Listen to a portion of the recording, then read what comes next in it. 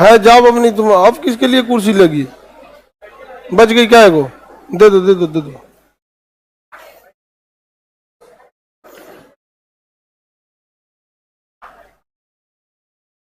अब वो लाइव कर रहा है, उसको कुर्सी मांगो लो। थोड़ा सा रुक जाओ।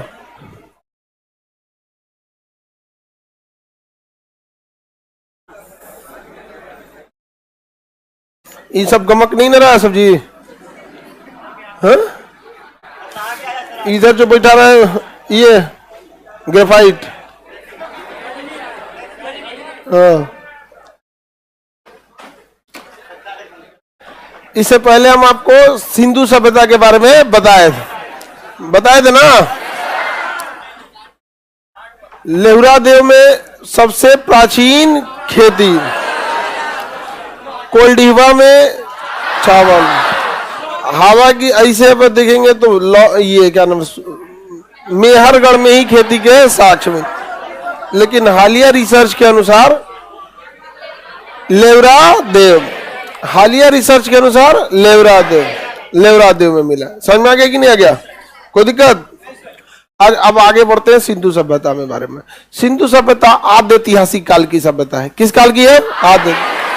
इसका मतलब सिंधु सभ्यता में जो चीज लिखा गया है उसे पढ़ा नहीं जा सका। लेकिन उस टाइम के लोग पढ़ लेते थे, उस समय के लोग पढ़ लेते थे। अब हम लोग के लोग नहीं पढ़ पाते क्योंकि वो शैली ही छूट गई। कोई एक को बचल रहता तो सिखाता नहीं कौन अक्षर है कैसे है। अब उन सबका अक्षर बदल जाता है। अभी आगे जाके आप उनकी लिपि दिखाएंगे, उनका मोहर दिखाएंगे तो आपको धीरे धीरे समझ में आएगा। लेकिन सिंधु सभ्यता की लिखावट हम लोग नहीं पढ़ पाते हैं आज के जमाने में। ठीक है, तो सिंधु सभ्यता के बारे में हम अब बताते हैं। सबसे पहली जानकारी चार्ल्स मैसन ने दिया, सर्वेक्षण कनिंघम ने किया, नामकरण जॉन मार्शल, खुदाई दयाराम साहनी। यहां तक तो याद है? दयाराम साहनी ने किया था। ये क्या कर दिया हम?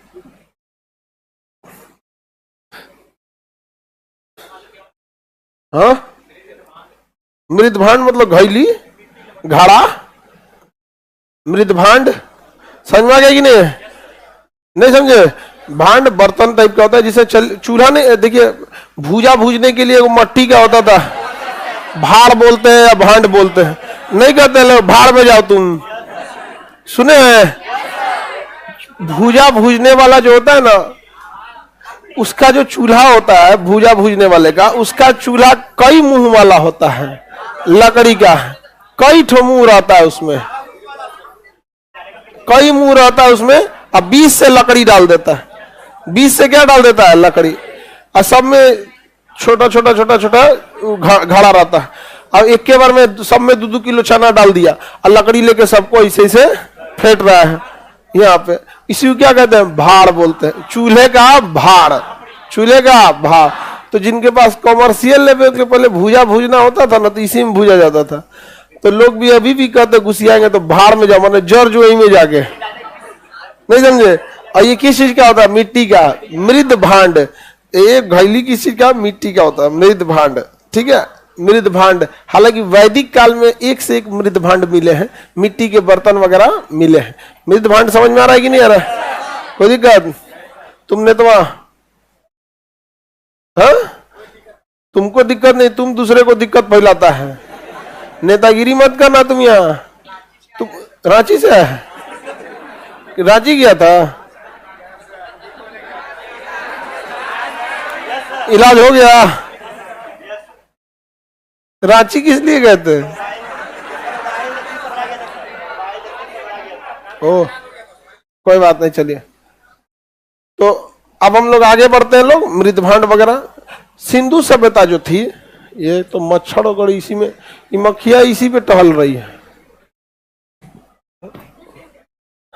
इस सबको मारने में भी घिन लगता है। मछुआरा सब शांति से मर जाता है, इसे कीचाइन करके मरता है सब, पूरा इंच होगा।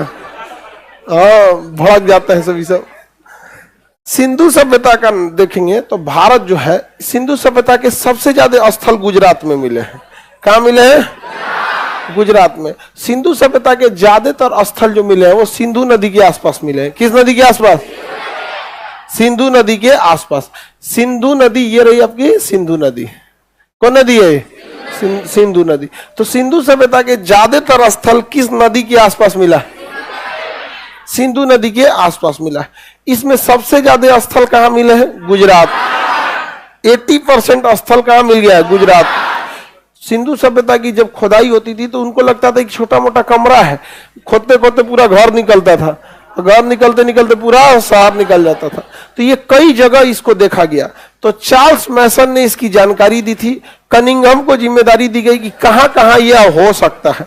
कनिंघम को दी गई कहां कहां हो सकता है। तो कनिंघम पूरा सर्वे किया कहां कहां ऐसा हो सकता है।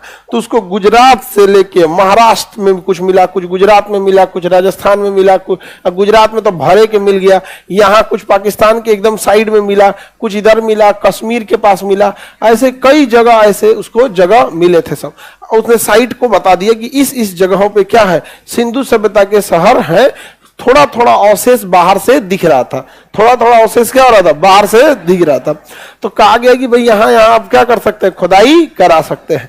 तो सबसे पहली जानकारी किसने दिया? चार्ल्स मैसन। सर्वेक्षण कनिंघम। नाम जॉन मार्शल। खुदाई की जिम्मेदारी दयाराम साहनी। दयाराम साहनी को दिया गया। जब इसको ध्यान से देखा गया ना, जितने सिंधु सभ्यता के स्थल थे, तो एक आउटर बाउंड्री बनाने की कोशिश की गई। क्या बनाने की कोशिश? Outer boundary. ये यहां तक है। तो सिंधु सभ्यता का आकार लगभग कैसा दिखा? तो लगभग इतने एरिया में वो सिंधु सभ्यता फैला था। टोटल जब आकार आपको निकालना है तो उसके आउटर मोस्ट बाउंड्री को क्या कर दिए? लेआउट कर दीजिए, तो वही क्या हो जाता है? आपका आकार हो जाता है। तो बताइए सिंधु सभ्यता का आकार कैसा? जानकारी किसने दिया? चार्ल्स मैसन। चार्ल्स मैसन। सिंधु सभ्यता के अधिकांश क्षेत्र किस राज्य में थे? गुजरात। कुछ कुछ दूर दूर भी थे, लेकिन ज्यादातर क्षेत्र कहां थे? गुजरात। गुजरात में थे। वहां पे समुद्र के किनारे भी था गुजरात, एक ये भी रीजन था। गुजरात का क्लाइमेट एक एवरेज लेवल का रहता है। तो मतलब वो सब कई रीजन थे जिस वजह से कोई भी चीज विकसित रहा है। समझ में आएगी नहीं? तो आगे बढ़े। अब सिंधु सभ्यता का जब ये आकार पूछ सकता है, तो सिंधु सभ्यता में सबसे ऊपर में कौन सा शहर था, सबसे नीचे में, सबसे पश्चिम में, सबसे पूरब में, ये सब शहरों के बारे में आपको पूछता है। सिंधु सभ्यता के सबसे उत्तरी दिशा और सबसे पश्चिमी में कौन से शहर थे सब। तो सबसे एक डायरेक्शन वाला साइन बना देते हैं, ठीक है। अब इसमें हम लोग देखना चालू करते हैं। सबसे पश्चिम में जो शहर था सुरकोटदा था। क्या नाम था? सुरकोटदा। सबसे पश्चिम वाला शहर सुरकोटदा।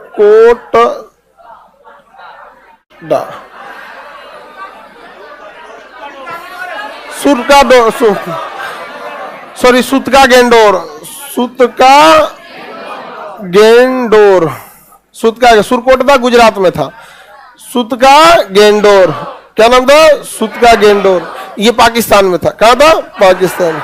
पाकिस्तान में यहाँ पे एरिया में था, एकदम लास्ट में। सुतका गेंडोर। सुरकोटदा गुजरात में है।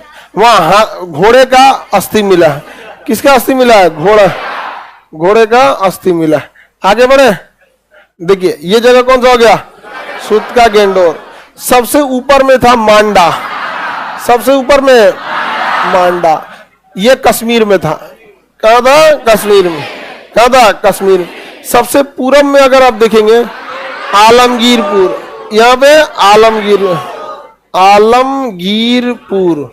आलमगीरपुर सबसे ये यूपी में था। कहा था? यूपी में।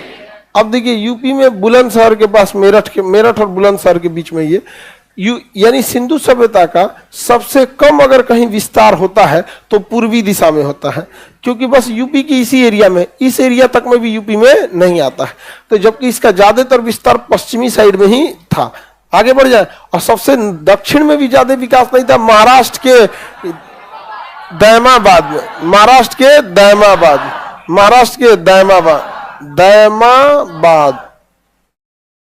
दैमाबाद। सिंधु सभ्यता के चारों दिशा याद रहेगा? हाँ, दैमाबाद सबसे दक्षिण में। दैमाबाद। उत्तर में पूरब, पश्चिम, सुतका गेंडोर। उत्तर में मांडा, दक्षिण, पश्चिम, पूरब, आलमगीरपुर। याद रहेगा? उत्तर में दक्षिण, पश्चिम, पूरब, आलमगीरपुर। कोई दिक्कत? बताइए मांडा किस राज्य में? मांडा किस राज्य में? दैमाबाद। आलमगीरपुर किस राज्य में? सुतका गेंडोर, सुतका गेंडोर पाकिस्तान में। कहा है? कोई दिक्कत नहीं ना? आगे बढ़े। ये इस साइड में हो गया। तो जगह तो नाम याद रहेगा। नदियां पूछ देता है यहाँ पे, समझ आ गया कि नहीं गया? नदियां पूछ देता है। कोई दिक्कत बाबू? कौन सा शहर किस नदी के किनारे है? ठीक है, ये है आपका दास्क नदी के किनारे। कौन नदी? दास्क नदी के किनारे। सुतका गेंडोर दास्क नदी। मांडा चिनाब नदी किसके किनारे? चिनाब नदी के किनारे। चिनाब नदी के किनारे। आलमगीरपुर हिंडन नदी, हिंडन नदी के किनारे। और प्रवरा नदी के, दैमाबाद प्रवरा नदी के किनारे। दैमाबाद प्रवरा नदी के किनारे। नदी याद रहेगा? मांडा चिनाब, मांडा चिनाब नदी। सुतका गेंडोर दास, सुतका गेंडोर दास। आलमगीरपुर, आलमगीरपुर, दैमाबाद, मांडा, दैमाबाद, प्रवरा नदी। याद रहेगा? अब एक चीज ध्यान से समझिए, इसको याद करने के लिए हम लोग समझते हैं। यहां से स्टार्ट करते हैं हम लोग, इस डायरेक्शन से हम लोग क्या करते हैं? स्टार्ट करते हैं। तो इसको समझिए, सम मतलब ऐड होता है। सम मतलब ऐड। सम मतलब क्या होता है? ऐड। सम मतलब भी जोड़ना, ऐड मतलब भी जोड़ना। देखिए स्टार्ट हमें कहां से करना है? यहां से। तो स से सुतका गेंडोर, और उसके म से मांडा, ए से आलमगीर बराबर ऐड। स से सुतका गेंडोर, म से मांडा, ए से आलमगीर, हाँ दैमाबाद। याद हो गया? अब इसके नदियों का भी ट्रिक है। नदी का याद रखते हैं? ठीक है। देखिए जब हम लोग गुलाम थे, क्या हो गया जी? बफरिंग कर रहा है।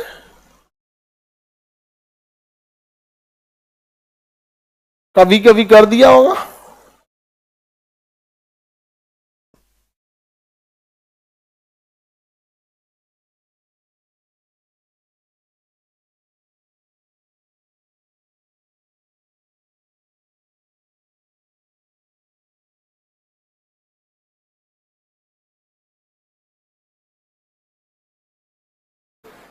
सही हो गया बाबू?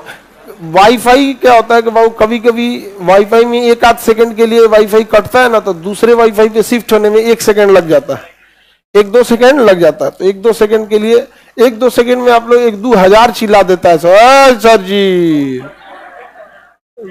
बफरिंग हो गया। अब ठीक हो गया। अब देखो आधा हल्ला मचा दिया तो बफरिंग हो गया, अब हल्ला मचाएगा तो ठीक हो गया। सम बराबर एंड।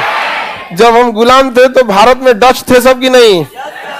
डच थे भारत में। कौन थे? डच। लेकिन डच अभी भी है, लेकिन भारत में नहीं। डच हैं पर भारत में नहीं है। डच हैं पर भारत में नहीं। देखिए स से सुतका गेंडोर, द से दास्क नदी, म से मांडा, च से चिनाब नदी, ए से आलमगीरपुर, ह से हिंडन नदी, द से दैमाबाद, प से प्रवरा नदी। अरे तो भारत वाला काट दिए यहाँ पे। याद रहेगा? ट्रिक के तौर पे भी 2-3 बार प्रैक्टिस करेंगे ऑटोमेटिक याद हो जाएगा। सबसे पश्चिमी,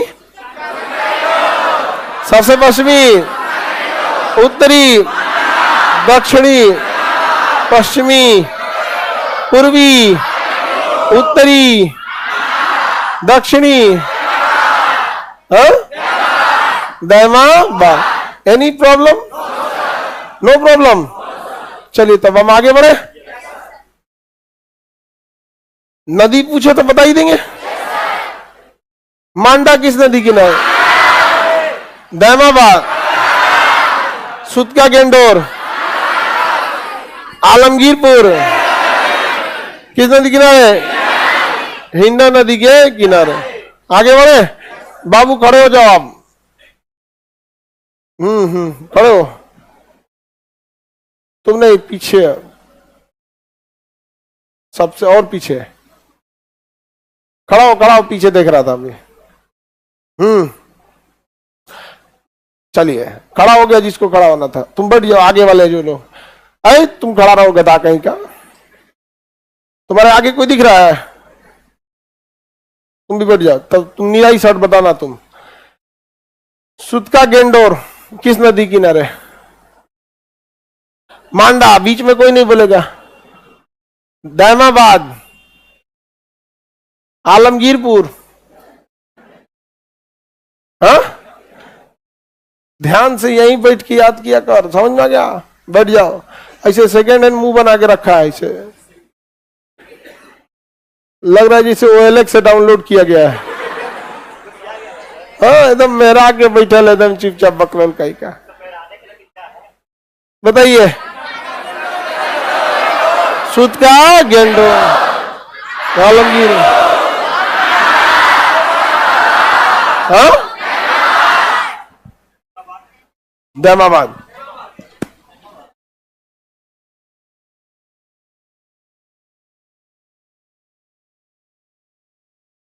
मेरी उम्र 33 साल हो गई है, 7 साल हो गया पढ़ाई छोड़े। पढ़े या नहीं पढ़े प्लीज सर बता दीजिए। नॉलेज के लिए आप पढ़ सकते हैं बाकी 7 साल पढ़ाई छोड़ दिए तो थोड़ा सा मेन लाइन में आने क्या लगेगा? टाइम लगेगा। नॉलेज के लिए आप पढ़ सकते हैं, कोई दिक्कत नहीं है। सम बराबर एग, सम बराबर एग। स से सुत का गेंद, म से मांडा, ए से आलम, डी से नदी के लिए डच है पर भारत में नहीं। ड से दास, चिनाब, हिंडन। कोई दिक्कत?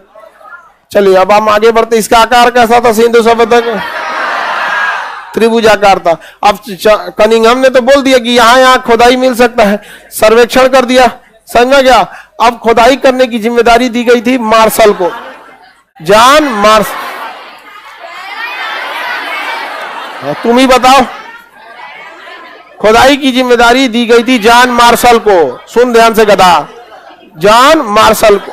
जॉन मार्शल ने अलग अलग जगह पे डिप्यूट किया, समझ में आ गया कि नहीं? अलग अलग जगह पे लोगों को डिप्यूट किया। कहीं जॉन मार्शल ने दयाराम साहनी को डिप्यूट किया, कहीं राखलदास बनर्जी को किया, यज्ञदत्त शर्मा को किया, AK थापड़ को किया, अलग अलग जगहों पे किया।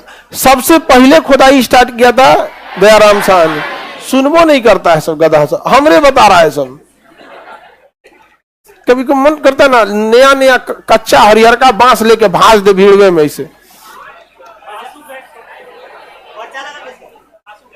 तो सबसे पहले जिम्मेदारी किसे दी गई? दयाराम साहनी। दयाराम साहनी किसकी? सिंधु सभ्यता की खुदाई करने के लिए दयाराम साहनी ने स्टार्ट कर दिया लाहौर के पास से। कहां पे? लाहौर के पास। यहां माउंट गोमरी जिला में एक जगह था, रावी नदी के किनारे, रावी नदी के किनारे। और यहां पे जब उन्होंने खुदाई चालू किया तो वो जो सबसे पहली खुदाई चालू किया था वो था हड़प्पा की। किसकी? हड़प्पा की। तो सिंधु सभ्यता के लगभग 300-350 जगहों में से सबसे पहली खुदाई किसकी हुई थी? हड़प्पा की खुदाई किसने किया था? दयाराम साहनी। दयाराम साहनी। तो सिंधु सभ्यता के 300 से 350 स्थलों के बीच में सबसे पहली खुदाई कहां की हुई थी? हड़प्पा।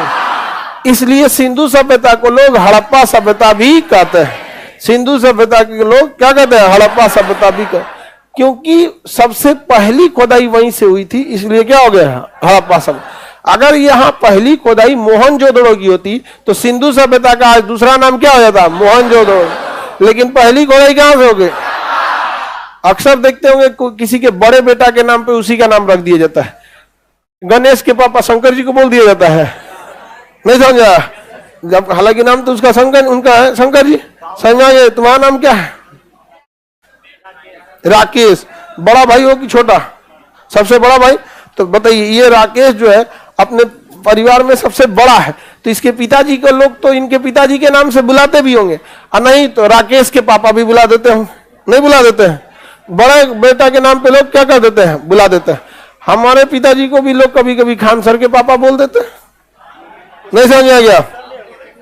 अभी बोल देते हैं लोग, अभी वगैरह। हाँ, पंचायत सीरीज में रिंकिया के पापा, बेचारा उस पंचायत में तो सचिव जी का ट्रांसफर हो जाता है। रिंकिया टेंशन में आ जाती है, जा इतना मुश्किल से का फंसैलो हमरे, पानी टंकी पे चढ़ के चाय पिया थे कर। आगे बढ़े तो बताइए, सिंधु सभ्यता की पहली खोदाई कहां से हुई थी? इसलिए उसका नाम क्या हो गया, हड़प्पा सभ्यता। हड़प्पा किस देश, अभी कहां पे है? पाकिस्तान, जिला माउंट गोमरी, जिला माउंट गोमरी। पाकिस्तान के किस जिला में? माउंट गोमरी। किस नदी किनारे? रावी नदी किनारे। किस नदी किनारे? रावी नदी के, रावी नदी के किनारे था हड़प्पा। यहां से बहुत सारा चीज मिला है।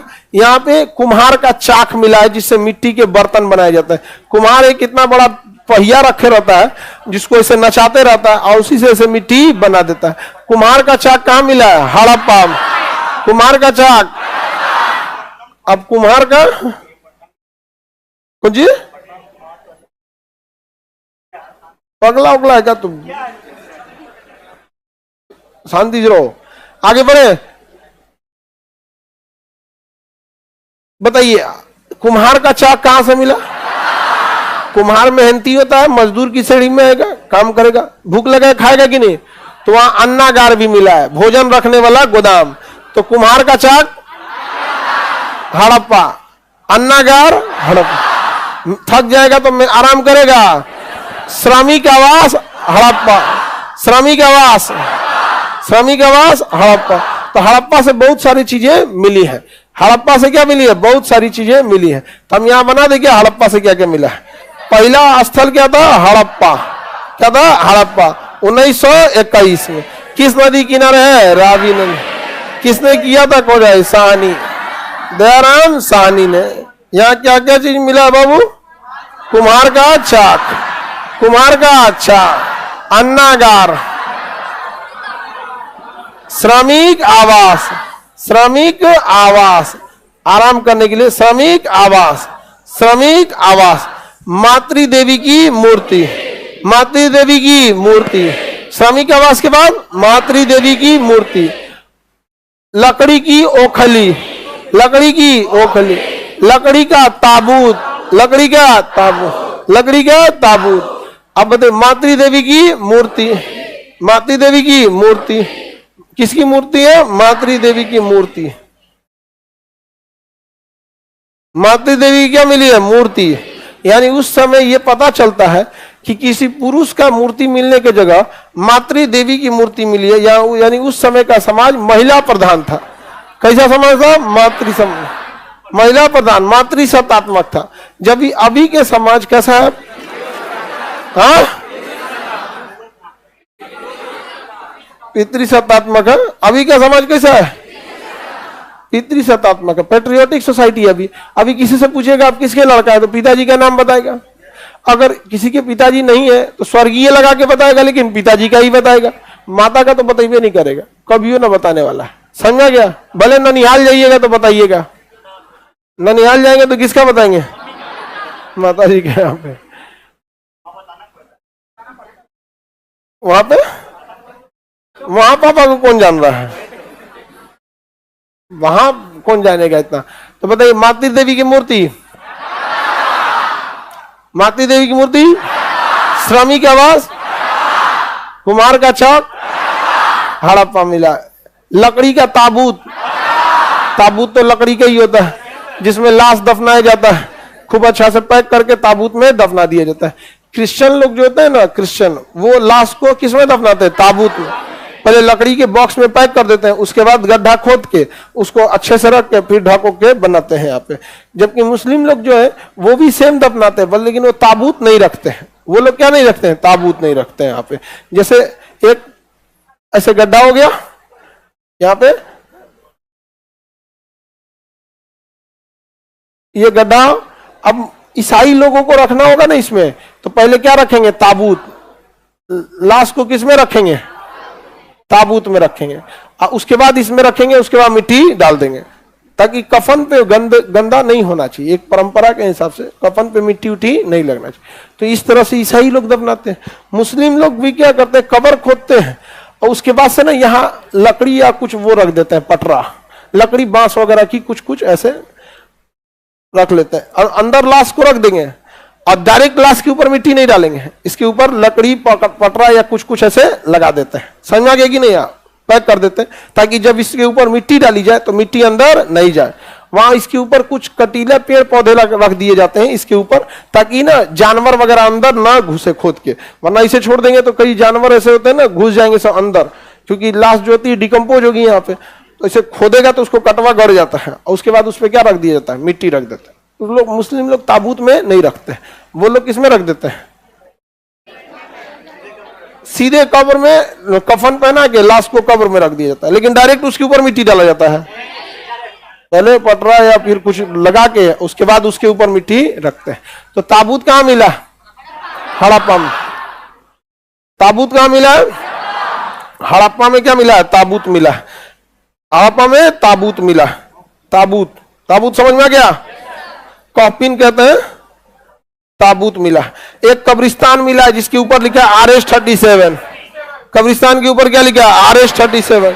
अब ताबूत मिला है तो लाश दफनाया ही होगा, तो कब्रिस्तान के बाहर मेन गेट पे क्या लिखा है? RH-37। RH-37 बताइए, RH-37 कब्रिस्तान कहाँ मिला? उस समय R लिखा था, कैपिटल R, कैपिटल H और 37। समझ में नहीं आता इन सब की भाषा थी क्या भाई? ये कई कई भाषाओं का क्या था? मिक्सचर था यहाँ पे। तो RH-37 कब्रिस्तान कहाँ मिला? RH-37 कब्रिस्तान कहाँ मिला? हड़प्पा में।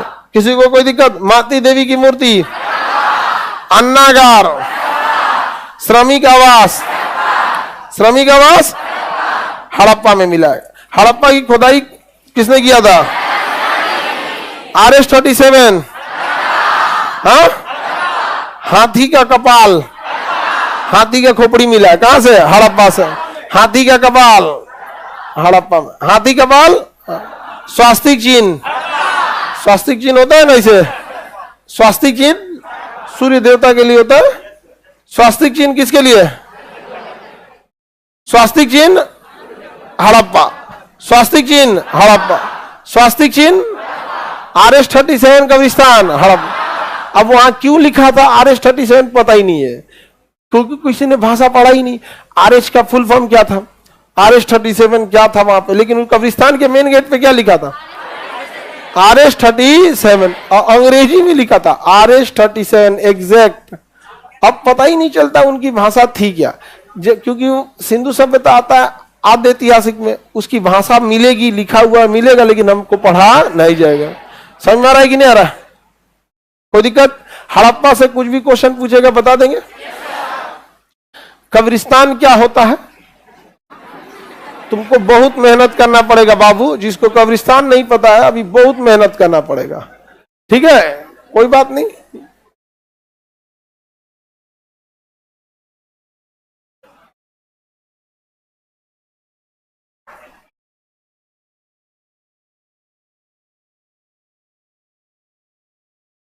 किसी को दिक्कत? RH-37 कब्रिस्तान कहां से मिला? अब अगला जगह पे चले, मोहनजोदड़ो। सिंधु सभ्यता की पहली खोदाई हड़प्पा 1921। किस नदी किनारे? पाकिस्तान के किस जिला में? माउंट गोमरी। किसने खोदाई किया? दयाराम साहब। कुम्हार का चाक कहां से मिला? कुम्हार का चाक अन्नागार। और श्रमिक आवास, मातृ देवी की मूर्ति, लकड़ी का ओखली, लकड़ी का ताबूत, लकड़ी का ओखली और लकड़ी का ताबूत कहां से? हड़प्पा। RH-37 कब्रिस्तान। अन्नागार मतलब अनाज रखने वाला गोदाम, अन्नागार। लकड़ी की ओखली, लकड़ी का ताबूत, RH-37 कब्रिस्तान। अगला जगह है 1921 में ही खोजा गया, इसके जस्ट बाद मोहनजोदड़ो। कहाँ खोला? 1921। कहाँ? 21 में खोजा था। इसकी खोदाई 1921 में राखलदास बनर्जी ने किया। समझ में गया? कहां पे हुआ? पाकिस्तान में। इधर देखिए, ये जगह कौन हो गया? हड़प्पा। पाकिस्तान में ही नीचे आएंगे तो सिंधु नदी के जस्ट किनारे, सिंधु नदी के जस्ट किनारे क्या मिला? मोहनजोदड़ो। किसने खोज किया? राखलदास बनर्जी। मोहनजोदड़ो की खोज राखलदास बनर्जी। एक तो खकोर रहा है, कह रहा है कि सबसे पहले हड़प्पा की खुदाई क्यों हुई? कहीं से भी हो सकती थी शुरुआत। दयाराम साहनी वहीं से स्टार्ट की कि वहां से अवशेष को मिलना बहुत इजी था, इसलिए खुदाई कहां से चालू हो गया? हड़प्पा से ही हो गया। तो राखलदास बनर्जी ने किस चीज की खुदाई की? मोहनजोदड़ो। देखिए, मोहनजोदड़ो जो जगह था हड़प्पा सभ्यता, सिंधु सभ्यता का, यहाँ बहुत बड़ा लाशों का एक ढेर मिला है। मोहनजोदड़ो का मतलब लाशों का टीला। मोहनजोदड़ो का अर्थ क्या हो गया? लाशों का टीला। यहाँ कब्रिस्तान नहीं है, लाशों का ढेर है। देखिए, कब्रिस्तान मिलने की पहचान है कि लाश एक सीक्वेंस से दफनाई गई रहेंगी, इज्जत से दफनाई गई रहेंगी, सारा बॉडी का हड्डी का पार्ट पुर्जा एक ही पास रहेगा। लेकिन लाशों का ढेर अगर रहेगा तो बेतरतीब बिछा दी गई रहेगी लाश वगैरह। समझ में कि नहीं? और हड्डी के जो कंकाल मिलेंगे वो अस्त व्यस्त मिलेंगे। तो मोहनजोदड़ो से जो लाशों का ढेर मिला है उसकी हड्डियां एक जगह नहीं है, जो यह बताता है किसी का कमर टूटल है, किसी का एगो हाथ गायब है, किसी का पैरवा आधा है, किसी का मुड़िए नहीं है। यह बताता है कि हो सकता है कि यहाँ एक युद्ध के बाद लाशों को ठिकाने लगाया गया होगा। तो लाशों का टीला कहाँ मिला है? मोहनजोदड़ो में। यहाँ पे भी एक बहुत बड़ा गोदाम मिला है, और बहुत बड़ा गोदाम मिला है जिसमें पता चला कि अनाज रखा गया था। क्या रखा गया था? अनाज। क्योंकि उसके अंदर किसी दूसरे चीज का अवशेष ना मिलके केवल अनाज का अवशेष मिला है। तो बताइए, मोहनजोदड़ो में भी अन्नागार है और हड़प्पा में भी अन्नागार, लेकिन विशाल अन्नागार जो मिला है वो हड़प्पा, मोहनजोदड़ो में विशाल अन्नागार मोहनजोदड़ो। यहाँ बहुत बड़ा स्विमिंग पूल मिला है। क्या मिला है? पोखरा। पोखरा है, उसे स्नानागार कहेंगे। क्या है? स्नानागार। तो विशाल अन्नागार, विशाल स्नानागार, लाशों का ढेर, लाशों का ढेर, मोहनजोदड़ो। मोहनजोदड़ो का अर्थ ही होता है लाशों का टीला। लाशों का टीला, लाशों का टीला, याद रहेगा। तो मोहनजोदड़ो,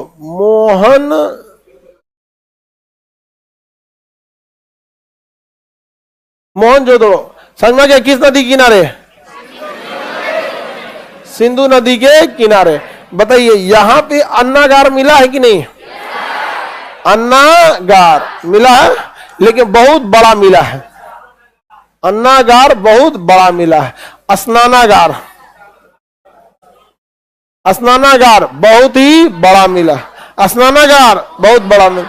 और उस स्नानागार में चारों ओर से सीढ़ियां थी, जो ये बताता है कि लोग यहाँ पर्सनली नहाने नहीं आते थे। पूजा पाठ के समय कोई ना कोई अनुष्ठान होगा जिसमें सारे लोग आते होंगे, डुबकियां वगैरह लगाते होंगे लोग, नहीं समझे ऐसे कुछ। तो धार्मिक त्योहारों के समय ही इसका प्रयोग होता था। किसका? स्नानागार। कहाँ के स्नानागार का? मोहनजोदड़ो। हाँ, मोहनजोदड़ो लिखा हुआ है बबनी, उसमें लिखा हुआ है। देखिए, इसमें देखिए, इसमें हाँ, उसमें लिखा रहेगा, अगले पेज पे होगा।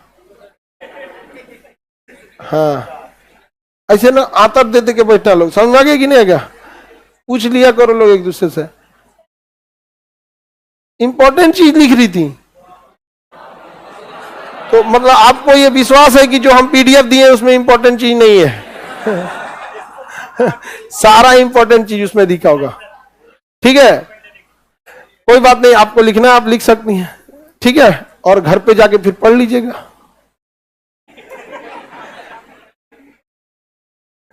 किसी को दिक्कत? तो यहां जो स्नानागार था पर्सनल नहाने के लिए था। हाँ, कोई ना कोई पूजा पाठ होगा तब यहाँ पे। यानी धार्मिक जगहों पे देखेंगे तो सबसे बड़ा धार्मिक जगह कौन था? मोहनजोदड़ो।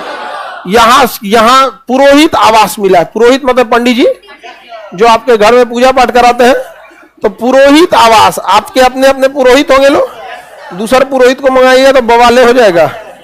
दूसरे गांव का पुरोहित नहीं मंगा सकते हैं, बवाल हो जाएगा। तो पुरोहित आवास कहाँ मिला? मोहनजो। सबसे चौड़ी सड़क मोहन, हाँ, पुरोहित आवास। सभागार मोहनजोदड़ो, सभागार मोहनजोदड़ो। समझ में आगे कि नहीं? सभा, अब धार्मिक जगह है तो एक सभागार होना चाहिए, ज्यादा लोग आएंगे तो सड़कें चौड़ी होनी चाहिए।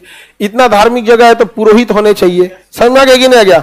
तो पुरोहित आवास और श्रमिक आवास हड़प्पा, श्रमिक आवास हड़प्पा, पुरोहित आवास, सबसे चौड़ी सड़क, धार्मिक शहर, सभागार, सूती वस्त्र के अवशेष मोहनजोदड़ो। क्योंकि देखिए जब धार्मिक जगह जाएंगे तो सूती वस्त्र का धागा लगेगा, कुछ ये लगेगा वो लगेगा, दुनिया भर का कपड़ा उपड़ा लगता है, धोती उती पहनिएगा, नहीं समझ में आया? तो सूती वस्त्र के अवशेष मोहनजोदड़ो, सूती वस्त्र के अवशेष मोहनजोदड़ो। समझ गए कि नहीं? धार्मिक जगह था कौन? मोहनजोदड़ो। सभागार था, क्या था? क्या था? सभागार। क्या था? सभागार। किसी को दिक्कत? स्नानागार मोहनजोदड़ो। विशाल अन्नागार, पुरोहित आवास, श्रमिक आवास, मातृ देवी की मूर्ति, RS-37, लाशों का ढेर, लाशों का ढेर कब्रिस्तान हड़प्पा, कब्रिस्तान, सभागार, सभागार मोहनजोदड़ो। सबसे बड़ा शहर मोहनजोदड़ो, सबसे विकसित शहर मोहनजोदड़ो, सबसे चौड़ी सड़क। हम कैसे कह सकते हैं कि सबसे विकसित था? क्योंकि सड़कें सबसे चौड़ी थी। विकसित बड़े शहर में ही चौड़ी शहर मिलेगी आपको। आप दिल्ली में जाए, अभी एक दिल्ली में एक सड़क बना है द्वारका एक्सप्रेसवे, 16 लेन का है। 16 लेन माने 16 गो ट्रक एक साथ चल सकता है, 8 गो चल जाएगा, 8 गो चल आएगा। समझ में आ गया कि नहीं? 16 लेन का। दिल्ली मुंबई एक्सप्रेसवे की बात कर रहा है तुम गधा, वो 8 लेन का है। हाँ? हाँ? तो जितना ज्यादा चौड़ी सड़कें रहेंगी उतना ही मिलेगा। अब आपके घर में, आपके गांव में कोई सभागार मिलेगा? पटना में आएंगे बापू सभागार मिलेगा। पटना में क्या मिलेगा? बापू साहब। हम कभी कभी प्रोग्राम कराते हैं तो सोचते हैं बापू सभागार में कराएं, लेकिन बापू सभागार की कैपेसिटी महज 5,500 है, 5500 है बस। ओकरा ज्यादा हमारे यहाँ लड़का बैठता है सब क्लास मिला के, अटवे नहीं करेगा। गांधी मैदान ढका हुआ नहीं ना है, धूप आएगा, कुछ लगेगा, खुला हुआ है यहाँ पे।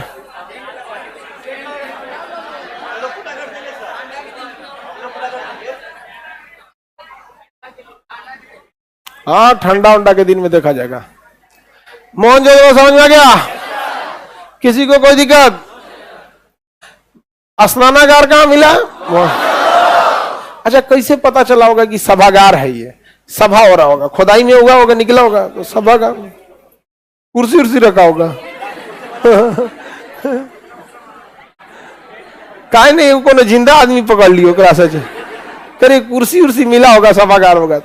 जैसे देखिए, मान के चलिए अचानक तहलका मचा और ये जमीन धंस जाए, आप सब लोग समा जाएंगे, हम भी समा जाएंगे। आज से 5000 साल बाद जब खुदाई होगी हम लोग सही सलामत नहीं मिलेंगे, लेकिन हड्डी उड्डी निकलेगी। अब जब हड्डियों को जब मिलाया जाएगा तो देखा जाएगा सबका मुंह इधरे है,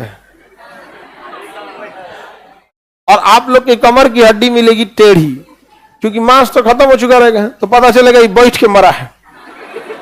समझ में आ गया कि नहीं आ गया? बैठ के मरा है। और सबका मुंह मिलेगा इधर। हमारे यहाँ जब खुदाई होगा तो हमारा कमर की हड्डी मिलेगी सीधा, उसको लगेगा कि जब खड़े था तो ये तरले आया था, निपट गया यहाँ। अब दूसरा आर्कियोलॉजिक दिमाग लगाएंगे, एज देखा जाए तो देखा जाएगा कि जो समनवा हड्डियां मिला है ये एकदम पुराठ हड्डी है। समझ में आ गया कि नहीं आ गया? पुराठ हड्डी है। और आप लोग का देखेगा तो एकदम यंग हड्डी है। इसका मतलब इस सामने वाले का एज ज्यादा था और इधर वाले का एज कम। अब बाकियों की हड्डी का एज मिलाएगा, देखिएगा कि बाकियों की हड्डी लगभग सेम एज की आ रही है, 2-4 साल का अंतर है। इसका मतलब ये कोई सभागार या फिल्म नहीं था, क्योंकि सभा में अलग अलग उम्र के लोग आते हैं। फिल्म देखने अलग अलग लोग, उम्र के लोग आते हैं। ये जरूर कोई ऐसा प्रोग्राम होगा जिसमें लगभग सेम एज के लोग आए थे। इसका मतलब ये कोई ना कोई क्लासरूम था। और दूसरा, हमारा यहां पे देखेगा माइक मिलल उलल यहाँ पे, हाँ, बोर्ड वगैरह, उस समय बोर्ड वगैरह नहीं ना था। उस समय ऐसे ही धीरे धीरे पता चलता है, हड्डियां अलग अलग एज की मिली हैं यहाँ पर, इस सब टाइप से पता चलता है। दूसरा देखेगा कि एक साइड में केवल लड़की है, एक साइड में लड़का। समझ गया? बैग भी मिलेगा आप लोग का। हाँ, हाँ।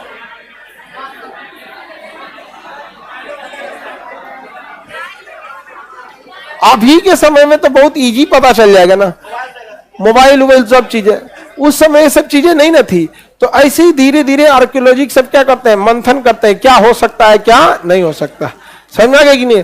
जैसे मेल का हड्डी मिलता है तो थोड़ी राक्षस टाइप का रहता है, एकदम दमदार, एकदम भयानक। महिला सब कम खैबे करती है सब, तो अलग टाइप हड्डियों तो वही रहेगा, दुबर पातर यहाँ पे। उसी हिसाब से धीरे धीरे आर्कियोलॉजी सब क्या करते हैं, अनुभव लगाते रहते हैं। तो जो मोहनजोदड़ो में कब्रिस्तान नहीं मिला है, लाशों का टीला मिला, जो ये बताता है कि कहीं ना कहीं से आक्रमण इनके ऊपर हुआ था। श्रमिक आवास, अच्छा, पुरोहित आवास, जब वो घर की खुदाई हुई होगी तो उसमें तो ना मजदूर निकला होगा श्रमिक आवास से, और ना पुरोहित आवास से पंडित जी निकले होंगे। तो पता कैसे चला ई घरवा पंडित जी के लिए है, ई घरवा मजदूर के लिए? इनके घरे मूर्ति होगा, पूजा पाठ की सामान सामग्री मिलेगी, यज्ञ वगैरह के चीज मिलेगा, हवन कुंड वगैरह मिलेगा। और यहाँ पे जो मिलेगा क्या नाम है, श्रमिक आवास में कुदारी बसुली ये सब मिलेगा। नहीं समझे? तो मजदूर उजदूर के घर तो ऐसे पता चल जाता है। किसी को कोई दिक्कत? सर इस खुदाई में कैसे पता चलेगा कि ये ऑनलाइन पढ़ रहा था?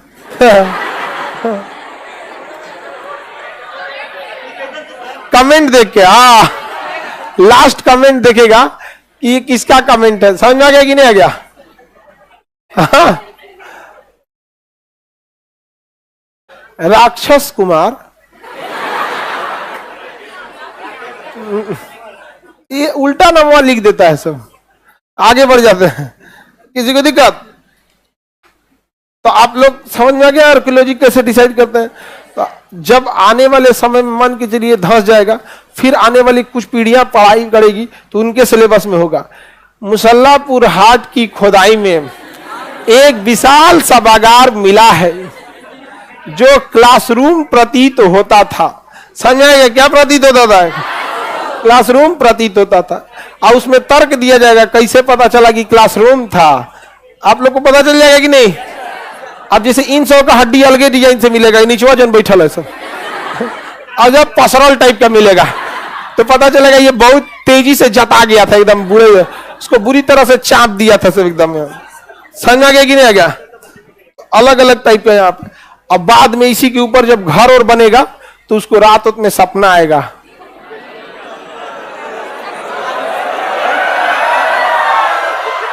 रात में क्या आएगा? सपना अपना। ऐसा कोई सपना अपना नहीं आता है। जिसको रात में सपना है वो दिन में उसे हुमच के काम कराइए, देखिए वो कब सूत के उठेगा उसका पता नहीं चलने वाला। भेजिए हमारे पास जिसको ये सब सपना अपना आता है। 4 दिन कहेंगे तुम लाइन लगाओ बैच का सब, फिर देखिए अच्छा लड़की सब कर दे देंगे कि लड़की सबको बैठाने के लिए ना कुछ दी सब, तब कहेगा लोग। हाई सब बहुत ज्यादा झगड़ा होती है सभी सब। यहाँ पे 3-4 लाइन तक यहाँ से अगवा बैठने के लिए ना एकदम किचाइन के लिए रहती है सर। हमारे पास आके कहेगी देखिए ना सर मेरे हाथ दबा दी थी, हम कहे तोरा जैला भी ना का जरूरत है मैं, तो चल जाती कोनो फायदा है बोल ले।